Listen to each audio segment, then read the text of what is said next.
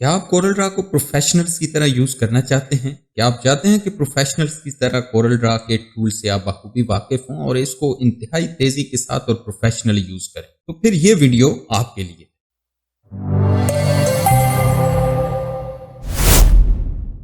बिस्मिल्लाहिर्रहमानिर्रहीम।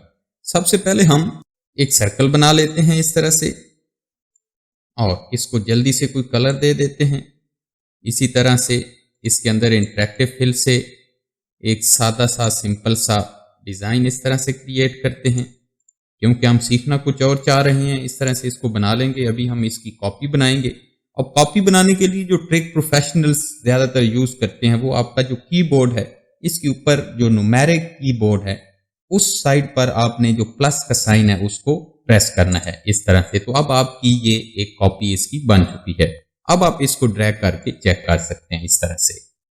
अब right click के कुछ फंक्शंस हैं जो प्रोफेशनल्स यूज करते हैं, उनको देखते हैं। इस तरह से आपने इसको हल्का सा जो है वो ड्रैग करना है राइट क्लिक की मदद से। तो यहां पर आप देख सकते हैं आपके पास तीन ऑप्शन है। पहला ऑप्शन है मूव हेयर, तो ये इस तरह से मूव कर देगा। अब इसका दूसरा फंक्शन देखते हैं। इसी तरह से आपने राइट क्लिक को प्रेस करके इसको ड्रैग करना है और यहां पर आप दूसरा ऑप्शन देखते हैं कॉपी हेयर। अगर आप यहां पे प्रेस करते हैं तो यहां पर ये कॉपी हो जाएगा इस तरह से। डिलीट करते हैं। अब हम राइट क्लिक के दीगर फंक्शंस को देखते हैं कि वो किस तरह से प्रोफेशनल्स को हेल्प करते हैं अपना काम जल्दी और प्रोफेशनली करने में। अभी हम इस तरह से एक सर्कल ड्रॉ करते हैं और इस सर्कल को हम इस तरह से इसकी फिल वगैरह खत्म कर देते हैं और आउटलाइन भी इसकी किसी और कलर की दे देते हैं। अभी हम इस कलर को जो है वो राइट क्लिक की मदद से ड्रैग करेंगे और इस कलर के ऊपर ले आएंगे इस तरह से। अब हम इसको छोड़ देंगे। अब आप देख सकते हैं कि हमारे पास मल्टीपल ऑप्शंस मौजूद हैं। तो हमारे पास जो सबसे पहला ऑप्शन है वो है मूव हेयर का। अगर आप यहां पर क्लिक करते हैं तो ये सर्कल यहां पर मूव हो जाएगा। दूसरा है कॉपी हेयर और यहां पर अगर आप क्लिक करते हैं तो यहां पर ये कॉपी हो जाएगा। इसके बाद हमारे पास ऑप्शन है कॉपी फिल हेयर। अगर हम यहां पर क्लिक करते हैं तो यहां पर इसका जो फिल है वो सेम इसी तरह का कॉपी हो जाएगा। अभी ट्राई करते हैं। इस तरह से क्लिक करते हैं। अब आप देख सकते हैं कि हमारा जो फिल है वो इस सर्कल के अंदर फिल हो चुका है। अभी कंट्रोल जी करते हैं और इसके दीगर फंक्शंस की तरफ जाते हैं।